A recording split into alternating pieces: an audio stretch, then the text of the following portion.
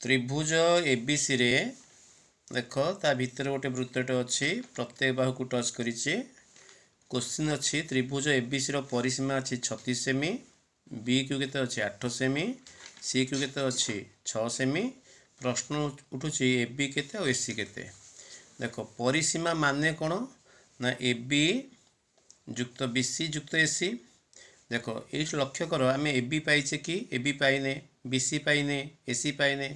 देख आम पाइचे कौन ना बी क्यू पाइचे, बी क्यू जेतिकी बीपी मध्य सेतिकी, सेहीपरि सी क्यू जेतिकी सी आर मध्य सेतिकी। किंतु त्रिभुज एबीसी रो परिसीमा केते अछि ना 36, ये हला 8, ये हला 8 केते हला 16, ये हला 6, ये हला 6 12, 16 12 मिसई दियो केते 28, 36 रु 28 फेड़ी दियो केते आसिला ना होची 8।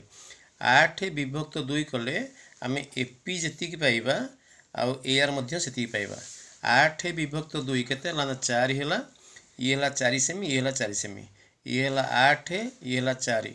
सो एबी केते हला ना 12 सेमी, ये हला 6, ये हला 4, एसी केते हला 6 सेमी। सो एबी आसिला आमर 12 सेमी और एसी आसला केते सेमी ना 10 सेमी। आंसर।